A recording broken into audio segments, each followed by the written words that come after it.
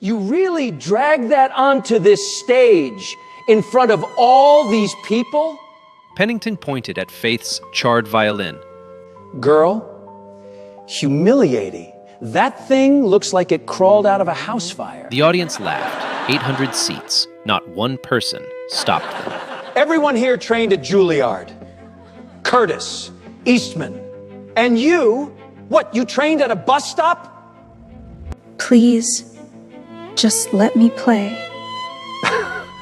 Oh, she's begging now. He smiled. Go ahead then. Play us what $40 sounds like. She lifted the bow. What came out of that charred violin next?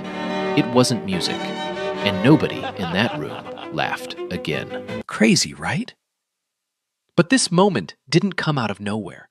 It started 6 weeks ago, in an auction room full of people who bet against her. Whitfield & Sons, Nashville's oldest estate auction house. Crystal chandeliers, velvet chairs, the kind of room where money whispers and everyone pretends not to listen.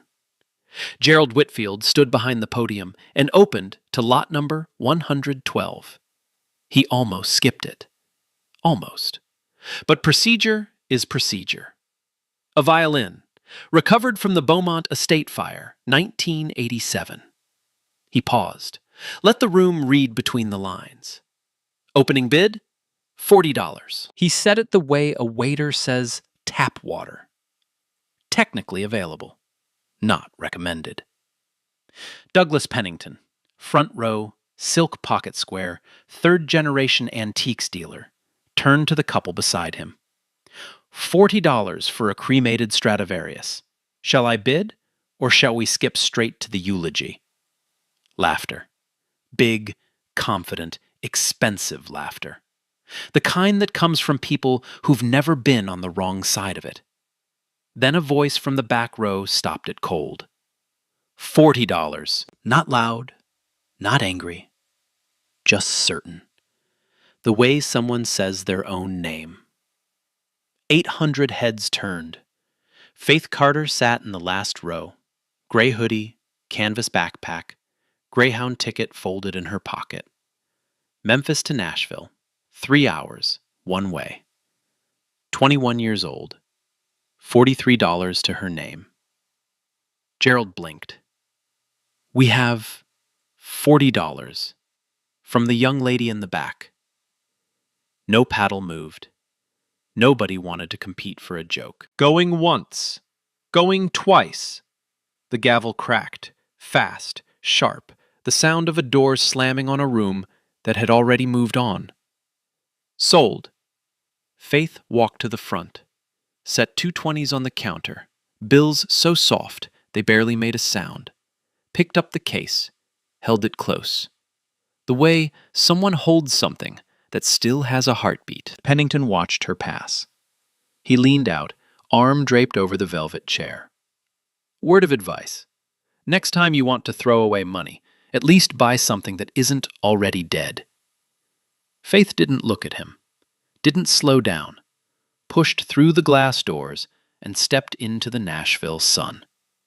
The light hit the cracked case. For one breath, the charred wood underneath flickered. Not dull, not dead. Like an ember that forgot to go out. Nobody inside noticed. They were already clapping for lot number 113. But Faith noticed. She held the case tighter. And something deep inside the burned wood hummed, low, quiet, waiting, like it had been waiting for a long time. Faith Carter grew up on Lamar Avenue, South Memphis, the kind of street where the sidewalks crack before the kids do, where front porches sag under the weight of too many years and not enough paint, where music leaks out of screen doors at all hours, gospel, blues, soul. Because when you can't afford therapy, you sing. Her mother, Diane, worked 2 shifts at the packaging plant off Airways Boulevard. Morning shift, night shift. The in-between was for sleeping, not parenting. Not because she didn't care, because the bills didn't care either. Faith's father left when she was 3. No note, no forwarding address, just a gap at the kitchen table that Diane filled with a second coffee mug turned upside down, as if he might come back for it. But there was Eleanor. Eleanor Carter, Faith's grandmother, was the kind of woman who made a room feel bigger just by walking into it. 71 years old, hands like weathered oak, a voice that could hush a crying baby or stop a grown man mid-sentence. She had played violin since she was 9 years old, taught by a church musician in rural Alabama who saw something in her fingers before she even knew what a fingerboard was. Eleanor never performed on any stage that mattered. No conservatory would take a black girl from Alabama in 1962. No orchestra would audition her. So she played where she was welcome. Mount Zion Baptist Church Sunday mornings, community centers on Friday nights, front porches when the weather was kind. But the sound she made, Lord, the sound. People on Lamar Avenue still talk about it. The way Eleanor's violin could make the air thicker. The way it turned a Tuesday evening into something sacred. Old men who hadn't cried in decades would sit on her porch steps and let the tears come without wiping them. That's what her music did. It gave people permission to feel. She started teaching Faith when the girl was 6. Not with theory books or finger charts, with stories. You hear that note? That's a question. And this one? That's the answer. Music is just a conversation, baby, between you and whoever's listening. Faith took to it like breathing. By 8, she could hear a melody once and play it back with her eyes closed. By 12, she was adding her own phrases, blues bins, gospel runs, things Eleanor had never taught her but recognized immediately. "That's yours," Eleanor would say, smiling. "That part right there. That's all you." They played together every evening. Eleanor on her old violin, a battered instrument she'd carried from Alabama in a flour sack, and Faith on a 3/4-sized student model they'd found at a pawn shop for $35. 2 violins on a sagging porch, Memphis heat, fireflies, the smell of magnolia and motor oil. It was the safest place Faith ever knew. Then Eleanor died. Heart failure. Quick and quiet, the way she did everything except play music. Faith was 17. 3 weeks after the funeral, a fire broke out in the community storage building on Trigg Avenue. Electrical fault. The building held belongings from a dozen families. Furniture, photo albums, old clothes, and Eleanor's violin. By the time the trucks arrived, the roof had caved in. Everything inside was ash or charcoal. They pulled out Eleanor's violin case 2 days later. The case was destroyed. The violin inside was charred along the left bout. The varnish blistered. 2 strings melted away. Faith held it in the parking lot of the fire station. Held it and didn't cry. Didn't scream. Just stood there, feeling the weight of it. Lighter now, hollowed out by heat, like grief had a specific gravity.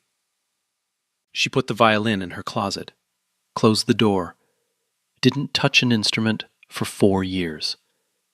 She waited tables at a diner on Beale Street, folded sheets at a laundromat on 3rd, paid rent, bought groceries, did what needed doing. But at night, every night, her left hand would move on the edge of the mattress, fingers pressing invisible strings, shifting positions on a neck that wasn't there. The muscle memory of a life she'd walked away from, still alive in her tendons, still humming. Just like the violin in the closet, burned, silent, but not dead, never dead. She found it on a Tuesday. Faith was wiping down the counter at May's Diner. The lunch rush had cleared, and the smell of bacon grease hung in the air like a permanent resident when her phone buzzed. A notification from an estate sale app she'd downloaded months ago and mostly forgotten. She'd set one alert, one keyword, violin. The listing read, Whitfield & Sons Estate Auction, Nashville, Tennessee, Lot number 112, violin, origin unknown. Recovered from Beaumont Estate Fire, 1987. Condition, damaged. Opening bid, $40. She stared at the screen, read it again, then a third time. Beaumont Estate Fire, 1987. The same year, Eleanor's church musician mentor, the man who first put a violin in her grandmother's hands in Alabama, had moved to Nashville. The same year, he died in a house fire that took his entire collection. Faith had heard the story 100 times. Eleanor told it like scripture. Mr. Amos had 7 violins. 7! Each one had a name. And when that fire took his house, it took every last one of them. That's the day the music in Nashville lost a piece of itself. 7 violins, all lost. Or so everyone thought. Faith's hands were shaking when she checked her bank account. $43.19. Rent was due in 6 days. She had a bus ticket to buy, a 3-hour ride each way, and no guarantee that lot number 112 was anything more than a piece of burned wood shaped like a memory. She bought the ticket anyway. The Greyhound left Memphis at 6 in the morning.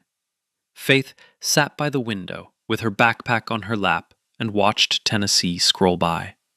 Flat fields, gas stations, churches, the slow greening of highway shoulders in early spring. She didn't listen to music. Hadn't in 4 years. The silence had become a habit, and habits are harder to break than bones. Nashville's bus station smelled like diesel and floor cleaner. She walked 14 blocks to Whitfield & Sons because the cab fare would have eaten half her bid money. By the time she reached the auction house, a limestone building with brass doors and the kind of quiet that only money can buy, her sneakers had a new hole and her hoodie was damp with sweat. The receptionist, Victoria Hale, looked up from behind a marble counter. Blonde, pressed blouse, a smile that was technically a smile. "Can I help you?" "I'm here for the auction." Victoria's eyes traveled down. Hoodie, backpack, sneakers with no laces. They traveled back up, slowly, as if completing an inspection she'd already failed. "The auction is by registration only. Do you have your paddle number?" "I registered online. Faith Carter." Victoria checked the list, found the name. Something shifted in her expression. Not surprise exactly. More like the face you make when a wrong answer shows up in the right place. "Row 40, last section, to your left." Faith walked in. The grand room swallowed her. 800 seats, most of them filled with people who looked like they'd been born in rooms like this. She found her seat, last row, far left. Folding chair, not velvet. Even the seating had a class system. The auction moved fast. Lot after lot. Porcelain, silverware, oil paintings, furniture, sold for numbers that made Faith's chest tight. 3,000, 7,000, 14,000 for a writing desk. Numbers that existed in a different universe from hers. Then Gerald Whitfield reached lot number 112. He paused. Not the dramatic pause of a showman, the pause of a man who'd rather skip ahead. A violin, recovered from the Beaumont Estate Fire. He glanced at the charred instrument on the display table. Condition, well, you can see for yourselves. Opening bid, $40. The laughter came fast. Not cruel exactly, more like reflexive. The sound a room makes when it doesn't know what else to do with something that doesn't fit. But Faith wasn't listening to the laughter. She was looking at the violin. The char was heavy on the left side. The varnish was gone in patches, replaced by a rough, blackened skin. 2 strings were missing. The scroll at the top was intact. And that's what caught her breath. The scroll had a particular curve, a slight flattening on the left spiral that Eleanor had once described to her in detail. Mr. Amos's violins all had that mark, his maker's signature. Not on the label, on the scroll. You'd only know it if someone told you. Someone had told Faith 1,000 times. Her hand went up. $40. The rest, the laughter, the gavel, Pennington's comments, the walk to the front, the 2 soft 20s on the counter, the glass doors, the Nashville sun. She barely registered any of it. Her mind was somewhere else entirely. She was doing the math. 1 violin, rescued from a fire in 1987. A scroll that matched a story told on a Memphis porch by a woman who'd been dead for 4 years. What if lot number 112 wasn't just a burned violin? What if it was the last piece of a legacy that everyone else had given up on? Faith held the case against her chest and walked toward the bus station. 14 blocks. New hole in her shoe. Didn't feel it. She had something that mattered more than comfort. She had a reason to play again. The bus back to Memphis was half empty. Faith sat in the same window seat, the violin case on her lap, and watched the highway lights slide by like slow-moving stars. She didn't open the case. Not yet. She wanted to be home first.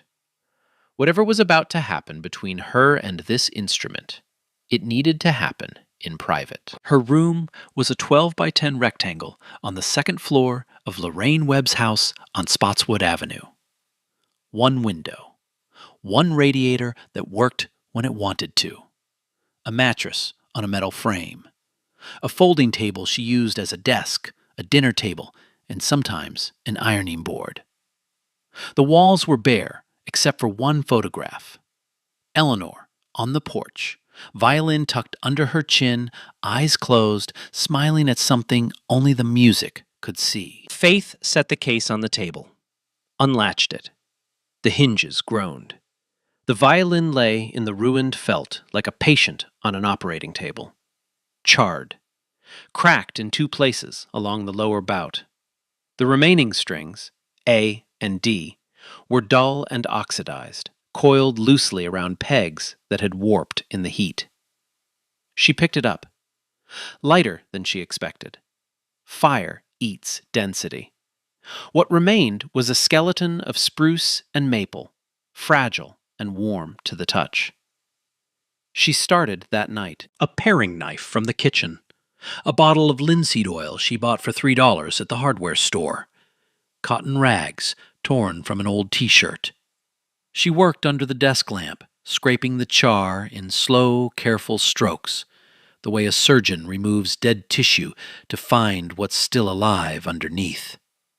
Layer by layer, the black gave way. First, the grain appeared. Tight, straight spruce on the top plate, the mark of quality wood, aged and resonant.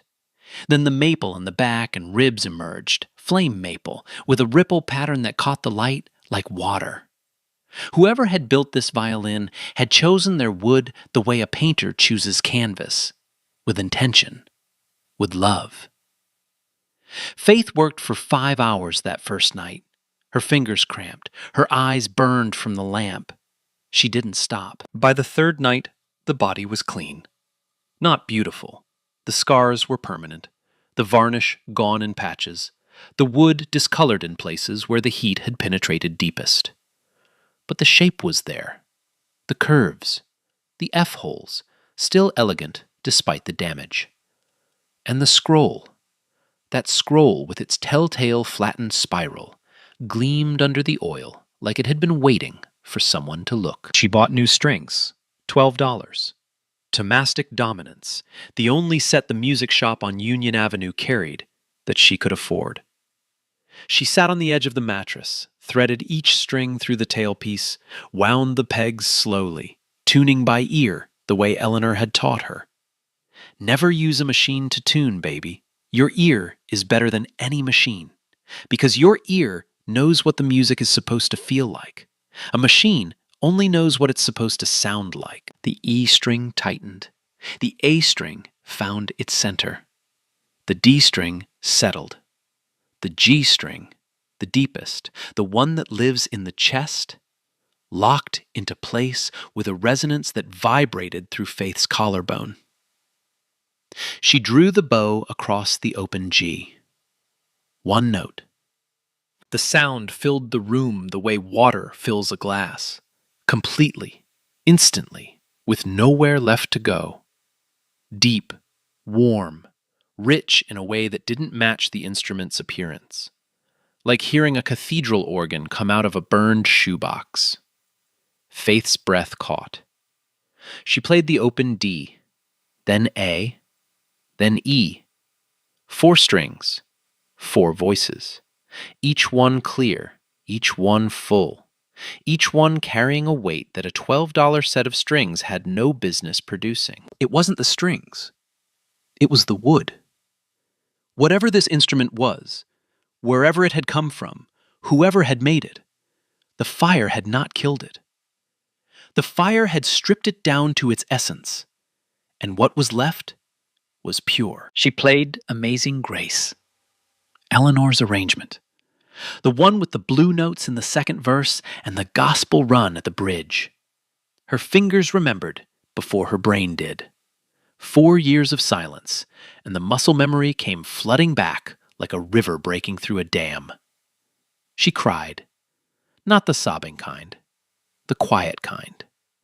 The kind where tears fall and you don't bother wiping them because your hands are busy doing something that matters more. Outside the door, Lorraine Webb stood in the hallway in her bathrobe. She had come upstairs to complain about the noise. It was past midnight. She had work in the morning. But she didn't knock. She stood there, listened, pressed her palm flat against the door as if she could feel the vibrations through the wood. When the song ended, Lorraine whispered, to no one, "Lord have mercy. That girl. That sound." She went back downstairs, didn't say a word to Faith, didn't need to. Some things don't need explanation. They just need a witness. Nah, stop. Imagine. You haven't played in 4 years, you're broke, and you just spent your last $40 on a burned violin. And the first thing you play makes your landlady cry through the door? That's not practice. That's a gift refusing to die. 3 weeks. That's how long Faith had before the Nashville Young Artists Showcase. She found the poster taped to the window of the music shop on Union Avenue, the same shop where she'd bought the strings. A glossy flyer with gold lettering and a photograph of the Schermerhorn Symphony Center that looked like it belonged in a different country from the one she lived in. First prize, $10,000 and a full scholarship to the Vanderbilt School of Music. Faith read it twice, folded the flyer into her back pocket, walked home in the rain. That night, she recorded her audition video on a phone with a cracked screen. The lighting in her room was bad, one desk lamp throwing hard shadows across the wall. The sound quality was worse. But she played Brahms's Hungarian Dance No. 5 with a looseness that made it sound less like a performance and more like a conversation she was having with someone who wasn't in the room anymore. She uploaded it at 2 a.m, sitting on the floor with her back against the radiator, and tried not to think about what she'd just done. Professor Alan Hargrove, chair of the Vanderbilt Strings Department and head judge of the showcase, watched the video 3 times. The first time, he frowned. The audio was muddy. The video was dark. The instrument looked wrong, damaged. The second time, he closed his eyes and just listened. The third time, he forwarded it to his colleague with a one-line note. Either this is extraordinary or I need to retire. Faith got the email on a Thursday. She was halfway through a double shift at the diner. She read it in the walk-in cooler, standing between crates of lettuce, breath coming out in clouds. Congratulations! You have been selected as a finalist for the Nashville Young Artists Showcase. Please report to the Schermerhorn Symphony Center for rehearsal on... She read it 4 times. Then she put her phone in her apron, walked back to the floor, and finished her shift, smiled at customers, refilled coffees, carried plates. Didn't tell anyone. Not because she wasn't happy, because she didn't want to jinx it.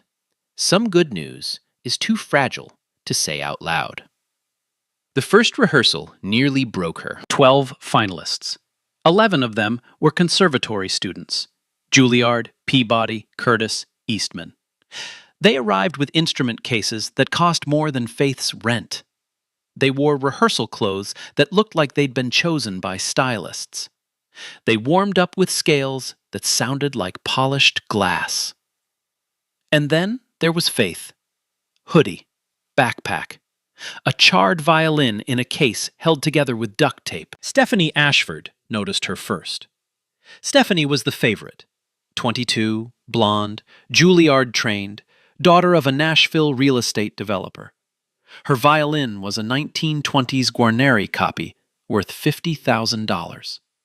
She played Paganini the way some people drive sports cars. Fast, flashy, technically perfect, and fully aware that everyone was watching. She walked past Faith's chair during warm-up, stopped, looked at the violin. Did something happen to it? It was in a fire, Faith said. Stephanie's mouth opened, closed. She glanced at the other finalists. Some of them were already looking, already whispering. And you're going to play it? Here? On that stage? That's the plan. Stephanie tilted her head, the way someone looks at a stain on a white tablecloth. Okay. Good luck with that. She walked away. The whispers followed her like a wake behind a boat. Faith's rehearsal time was cut short. A scheduling conflict, they said. Her practice room was reassigned. Another conflict. When she asked the stage manager about a sound check, he looked at her clipboard and said he'd get back to her. He didn't. She recognized the pattern. Not a conspiracy, just the quiet friction that happens when a system encounters something it wasn't designed for. A body rejecting a transplant. Slow, polite, effective. She called Lorraine that night from the parking lot of the Skirmerhorn, sitting on a concrete barrier, the violin case between her knees. They don't want me here. Since when has that stopped you? Silence. Your grandmother played in churches that wouldn't let her walk through the front door. You think a fancy concert hall is going to be different? Faith didn't answer. She already knew the answer. She went back to Memphis. Lorraine cleared out the garage, moved the lawnmower, the paint cans, the boxes of Christmas decorations that nobody had opened in years. Hung a work light from the ceiling beam, put a folding chair in the center of the concrete floor. It ain't the Skirmerhorn, Lorraine said, but the acoustics aren't bad. Faith laughed. The first time in weeks. She practiced there every night. 6 hours. Sometimes 7. Bach's Chaconne, the Partita No. 2 in D minor. One of the most demanding pieces ever written for solo violin. 15 minutes of music that contained everything. Grief, rage, tenderness, defiance, surrender, and resurrection. She didn't play it straight. She bent the notes, added Memphis to the margins, blues slides between the Bach phrases, gospel trills where the score called for straight vibrato. Eleanor's voice woven into the German architecture like ivy on a cathedral wall. The last night before the showcase, she stood in front of the cracked mirror in Lorraine's bathroom, charred violin against her chest, eyes steady. Grandma? This one's for you. The Skirmerhorn Symphony Center sits on 4th Avenue in downtown Nashville like a limestone promise. Columns, arched windows, a concert hall that seats 1,800 people and was designed to make every sound that enters it feel important. On the night of the showcase, it was full. 800 seats in the main section. Standing room in the back. Local press in the second row.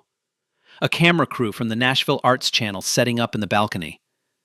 The showcase had grown over the years from a university recital into one of the most watched young artist competitions in the South. Sponsors paid 5 figures for front row seats. Alumni of the Vanderbilt music program came back every year like it was a homecoming. Douglas Pennington was there, not as a music lover, as a sponsor. His family's antiques firm had underwritten the showcase for the past 6 years. He sat in the front row, center section, with his wife and 2 business partners. Gold cufflinks. Program rolled loosely in his hand. He didn't read it. He never read the program. He was there for the networking, not the notes. Backstage, 12 finalists occupied a green room that smelled like rosin and nervous sweat. Garment bags hung on a rolling rack. Instrument cases lined the wall like expensive luggage at an airport gate. The room hummed with the low-frequency tension of people who had prepared for this moment their entire lives. Stephanie Ashford stood in front of the full-length mirror, adjusting the strap of a midnight blue gown. Her Guarneri copy rested in an open case lined with burgundy velvet. She ran her fingers across the strings absently, not warming up, just reminding herself they were there. She looked ready. She looked like she'd been born ready. Faith arrived through the side entrance. No garment bag, no stylist.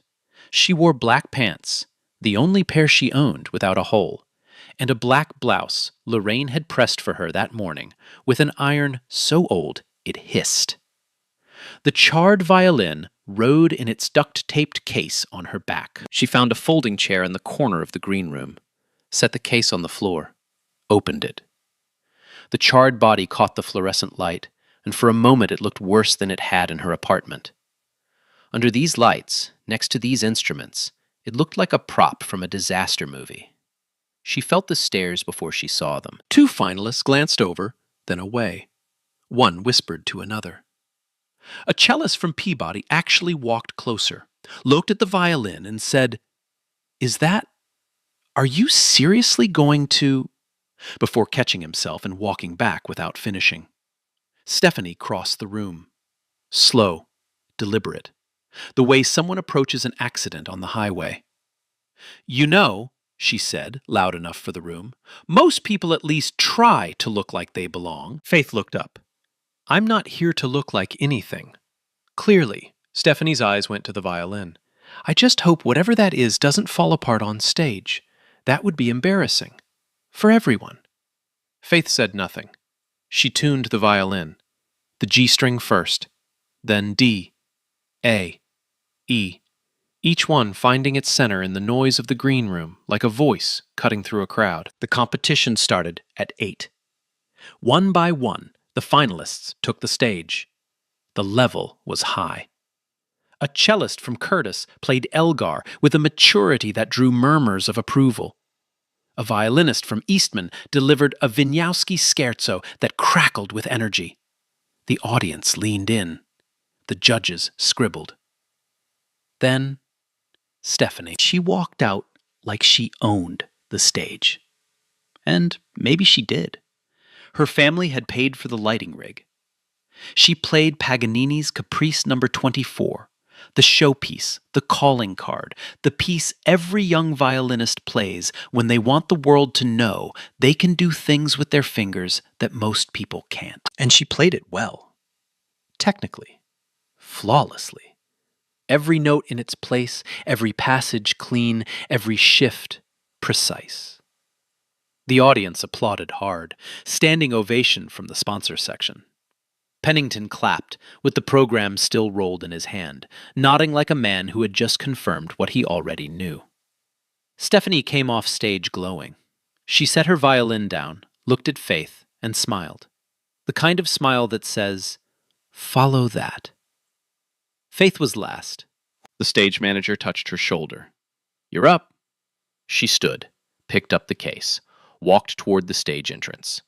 The fluorescent hallway was 10 steps long but felt like 10 miles. She could hear the MC's voice through the wall. Our final performer this evening, Faith Carter, unaffiliated, Memphis, Tennessee. Unaffiliated. No school, no teacher, no institution, just a name and a city. The curtain parted. Light hit her face. The Skirmerhorn stage was enormous. polished hardwood, a single music stand, which she wouldn't use, a single spotlight, which found her immediately and held her like a pin holds a butterfly. She walked to center stage. 1,800 people. Every seat filled. The silence was the wrong kind. Not anticipation, but curiosity. The kind of silence that comes before a verdict. She pulled the violin from the case, held it up. The charred wood caught the spotlight, and the scars were visible from every seat in the house. The blistered varnish, the missing patches, the black edges where the fire had tried to erase it. Someone in the fourth row laughed. Short, quiet, but loud enough. Pennington leaned forward, squinted. Then his eyes widened. He recognized her, the girl from the auction, the girl with a $40 firewood. He turned to his wife and said something. She pulled out her phone. Faith set the violin on her shoulder, raised the bow. The room waited. Not with respect, with the kind of attention people give a tightrope walker, half wanting her to make it, half waiting for the fall. The bow touched the string, and the Skammerhorn Symphony Center disappeared. Not literally. The walls were still there. The 1,800 people were still sitting in their seats. The spotlight still pinned Faith Carter to the center of the stage. But something happened in the space between the bow and the string. Something that made the room forget it was a room. The chaconne begins with a single chord, D minor. 3 notes struck together, then released into a melody that Bach wrote in 1720 after returning from a trip to find his wife had died and been buried while he was away. It is, by most accounts, the loneliest piece of music ever composed for a solo instrument. 15 minutes of a man trying to say what words cannot. Faith played the opening chord, and the sound that came out of the charred violin was not what anyone expected. It was enormous. Not loud, enormous. The way a canyon is enormous, deep and wide and full of echoes that don't belong to you. The spruce top vibrated with a resonance that filled the hall from the floor up, as if the sound were rising from the ground itself. The maple back projected it outward with a clarity that made every note feel like it was being played directly into each listener's ear. This was not a $40 violin. This was something else entirely. Faith moved into the first variation. Her fingers were sure, her bow arm was steady. But it was not the technique that silenced the room. It was what she was doing with it. She was telling a story. The Bach was there, every note, every phrase, every structural element intact.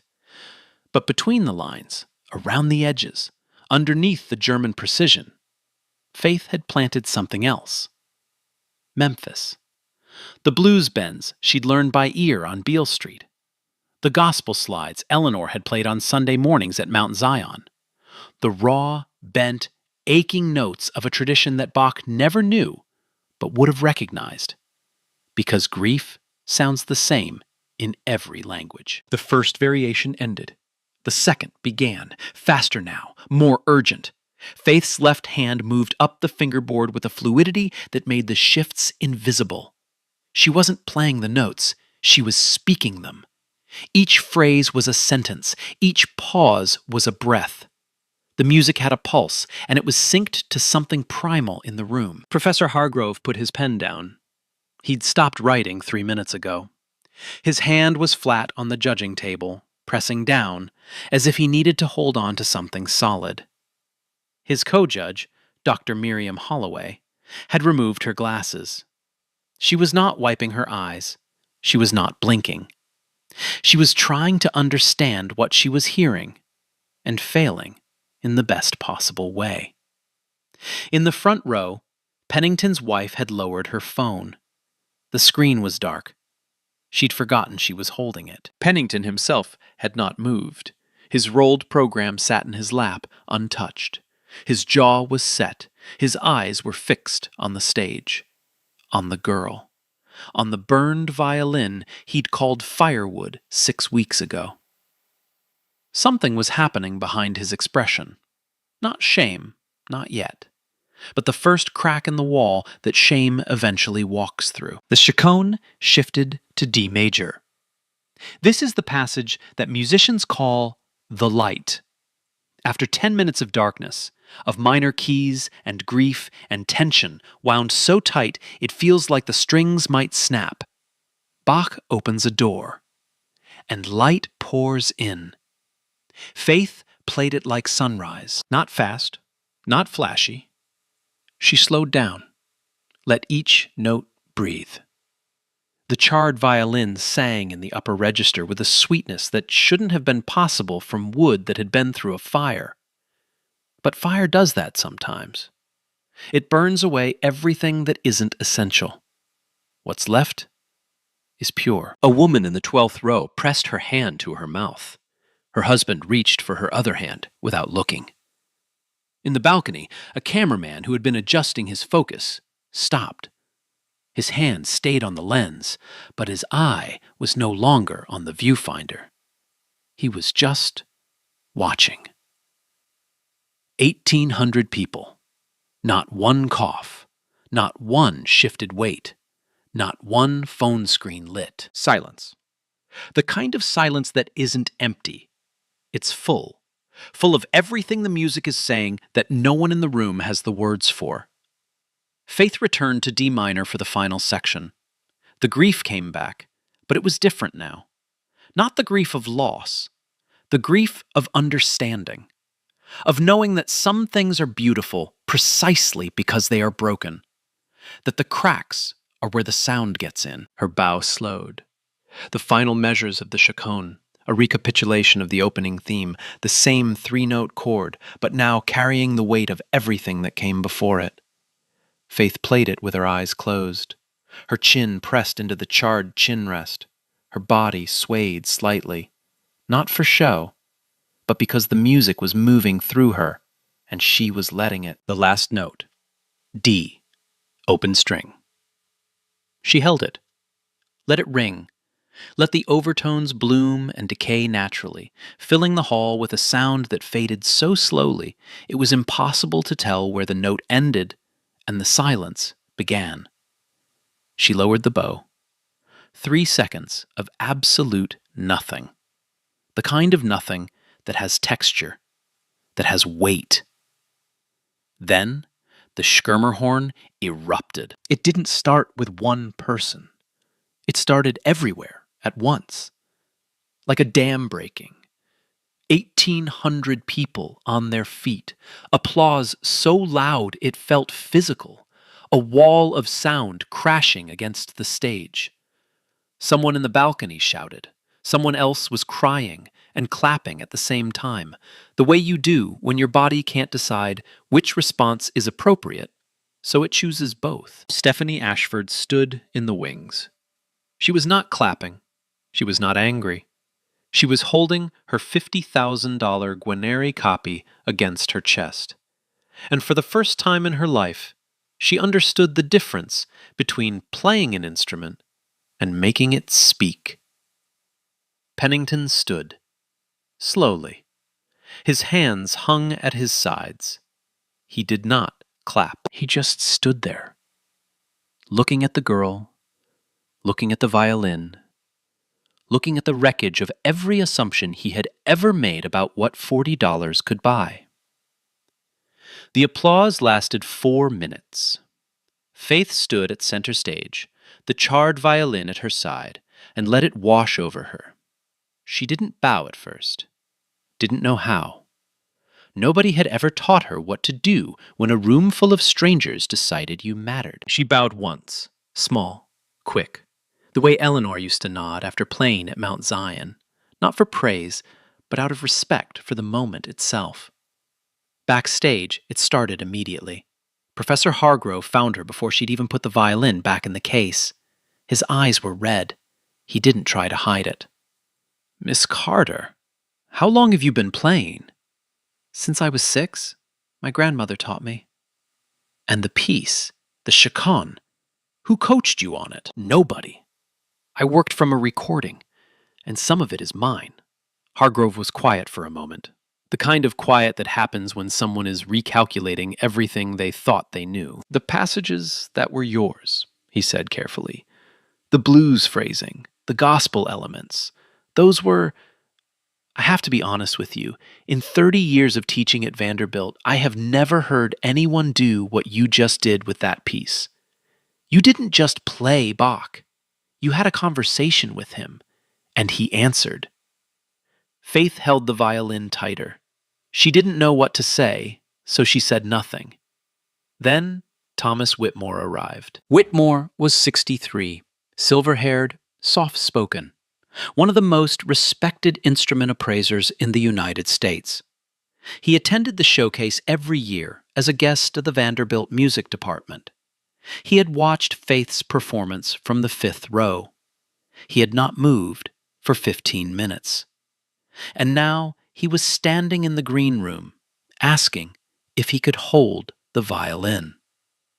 Faith hesitated, then handed it over. Whitmore turned it slowly. His hands were practiced, the hands of a man who had held instruments worth millions and could read their history through touch the way a geologist reads rock layers. He examined the F-holes, ran his thumb along the backplate, held it up to the light, and looked through the left F-hole at the interior. Then he saw the scroll, the flattened spiral on the left curve, and his hands stopped moving. Where did you get this? An auction. Whitfield & Sons. 6 weeks ago. How much? $40. Whitmore set the violin on the table, carefully, the way you set down something that just changed the conversation. This instrument was made by Etienne Vatelot. The name meant nothing to Faith. It meant everything to Hargrove, who took a step back like someone had pushed him. Vatelot, the French master luthier, restorer of Stradivari and Guarneris for the greatest soloists of the 20th century. A man who built a small number of his own instruments, fewer than 70 in his lifetime, each one a study in acoustic perfection.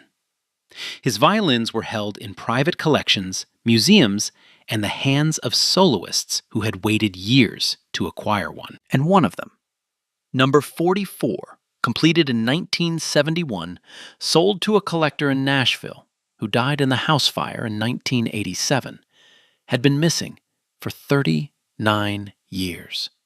Until a 21-year-old girl from South Memphis bought it at an estate auction for two $20 bills. Whitmore looked at Faith. This violin is worth between $200,000 and $350,000, possibly more. The fire damage, paradoxically, may have enhanced the tonal qualities by altering the density of the top plate. It's one of the finest sounding instruments I've examined in 20 years. The room was quiet, the kind of quiet that follows a detonation. Pennington had entered the green room 2 minutes earlier. He'd come to congratulate Stephanie. Old money supporting old money, the usual circuit. Instead, he'd walked in on this. He stood near the door. He heard the number. 200,000. 350,000. For the thing he'd called firewood. For the thing he'd laughed at. For the thing he'd tried to humiliate a girl over in front of 800 people. Victoria Hale, the receptionist from the auction house, was not in the room. But somewhere in Nashville, in an apartment she rented on a salary that Pennington would have called modest, she would see the story on the news the next morning. And she would remember the girl in the hoodie and the inspection she had already failed. Faith picked up the violin, held it against her chest. I didn't buy it because it was worth something, she said. I bought it because it sounded like home. Faith won the Nashville Young Artist Showcase. Unanimous decision. 3 judges, not one dissenting note. The $10,000 prize paid off her rent, her bus tickets, and 4 years of tips she'd never been able to save. The scholarship to Vanderbilt's School of Music started the following September. Full ride. Tuition, housing, instrument maintenance, everything covered. She kept the violin. 3 dealers offered to buy it within a week of the showcase. The highest offer was $310,000. A collector from Geneva called twice. A museum in Vienna sent a formal letter of inquiry. Faith said no, every time, without hesitation. It's not for sale. It was never for sale. Professor Hargrove became her mentor, not her teacher. He was careful about the distinction. I'm not here to teach you how to play, he told her on the first day. I'm here to make sure nobody gets in the way of what you already know. She studied at Vanderbilt for 4 years, graduated with honors, performed at the Kennedy Center during her junior year, the youngest soloist in the program's history. She played the chaconne, the same one, with the same charred violin.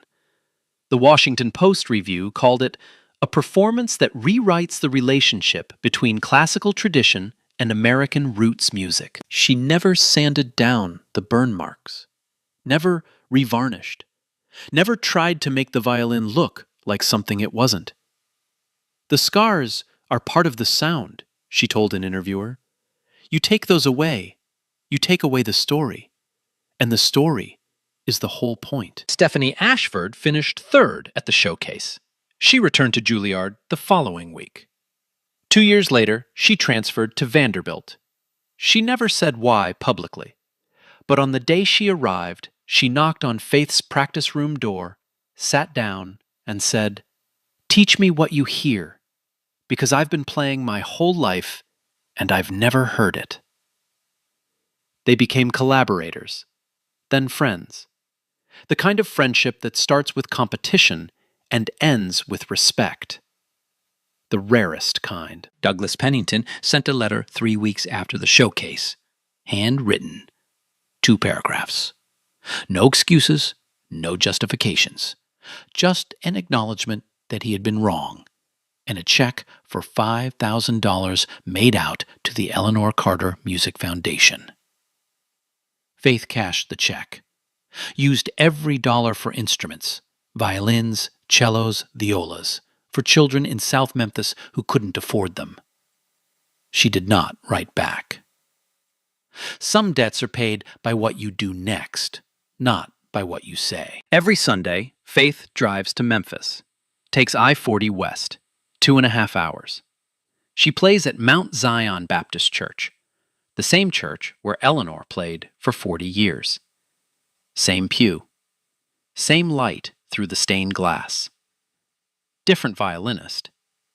Same sound. And on the porch of Lorraine Webb's house on Spotswood Avenue, on warm evenings when the air smells like magnolia and the streetlights are just coming on, Faith plays for the neighborhood. No stage, no spotlight, no tickets. Just a girl, a burned violin, and a sound that makes people stop walking and stand still. Lorraine sits in her folding chair by the door. She never misses it. "You know what I love about that girl?" she told a neighbor once. "She didn't try to become somebody else. She just became more of who she already was. And that violin, that burned up, written off, laughed at violin, it did the same thing." What's the one thing people laughed at you for that turned out to be your greatest gift? Drop it in the comments. Share this with someone who needs to hear it today. And if you haven't already, hit subscribe, because stories like this one don't find you twice. Man, I can't even. $40. 40. The whole room laughed. And now that firewood is worth more than their cars. Imagine being Pennington right now. Imagine being the guy who clowned a masterpiece because it didn't look pretty enough. Sleep on that tonight.